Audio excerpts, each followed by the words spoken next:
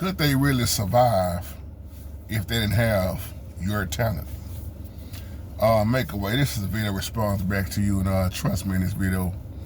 I'm not doing this video to sound like, I hate white people or anything like that. I know some people take what I say the wrong way.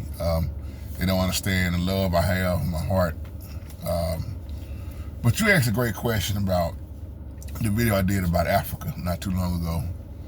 And then one of my older videos about the movie stars, et cetera, celebrities. When you think about this, even when you go back in the day, I'm gonna tie all this in together, and I'm gonna try not to make this video real long. When Cadillac was going through sales dropping, couldn't hardly sell no cars back then, who do you think they said saved the dealership? Who was buying up all the Cadillacs? Black people. I'm gonna use the term black in this video. I don't really like to say black people. That's not what we are. Black is a color, not a race. But we talk about that a lot on here. But they always said if it wasn't for us, what would happen with the dealership? Now, you talking about the movie stars.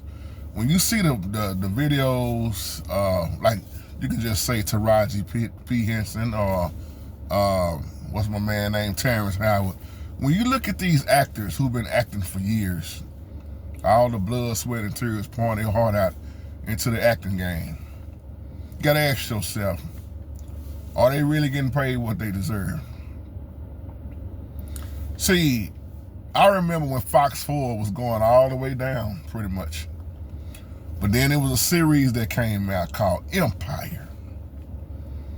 And the ratings shot sky. Because there come Lucius and there come Cookie. Played by Lucius, played by Terrence Howard.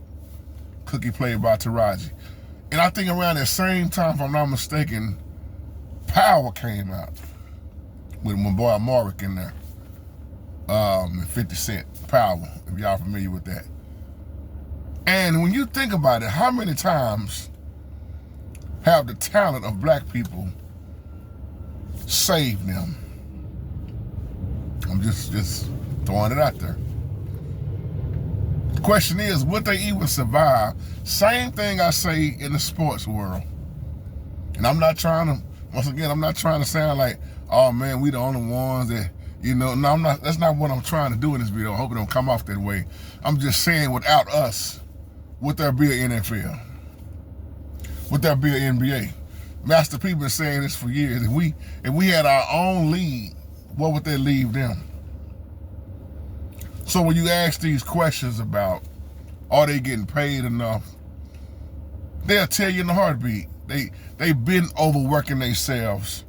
And the ones that make the money is the ones that own everything. I remember when Terrence Howard talked about Empire and what he didn't get paid. And Taraji talking about how she didn't get paid on so many things. It's like they use the talent of the black man, of the black woman. And they get the big bulk because why? Who owns it?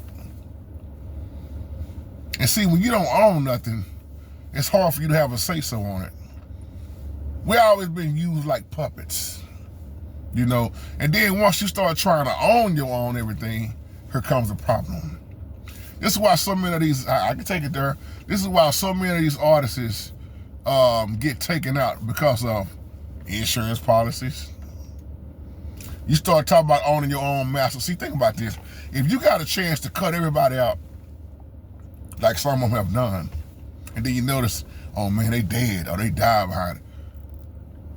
If you got a chance, when you die, you leave everything to your family and not the labels.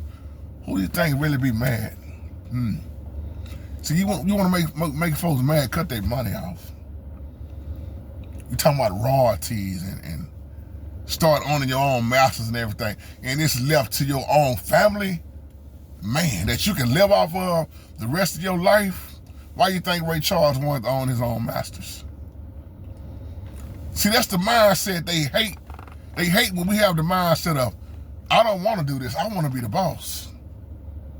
And when you want to be the boss, you want to be the owner, that comes a problem because now you're messing them up.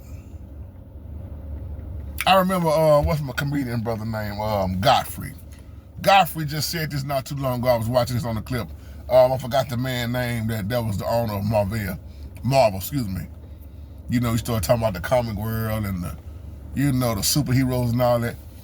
That man told Godfrey, if it wasn't for Wesley Snipes, they was all about to pretty much go bankruptcy.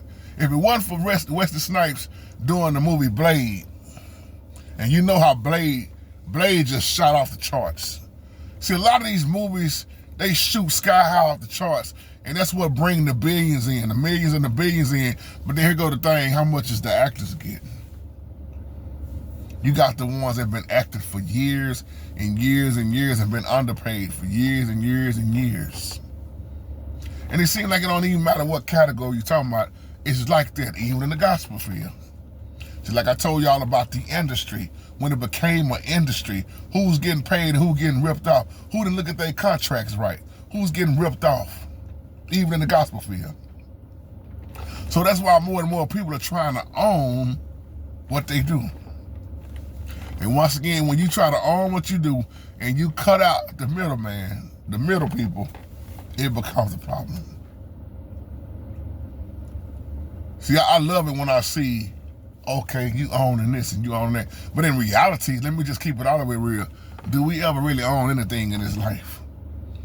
Because we all on borrowed time. And what you think that you own, when you die, you know somebody else gonna take it over. Now, if it go to your family, that's a blessing, which is what we're supposed to do anyway, according to scripture. That's why your name, your reputation, or a good man, as the Bible speaks, the Bible shows us, a good man leave his children's inheritance.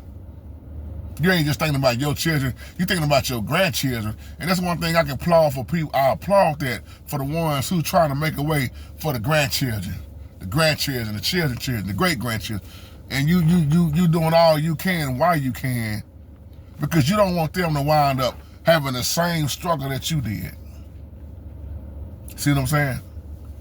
So that's my little 2 cents on there, man. They use you up to this old song, until you use me up. And they'll use you and use you and use you.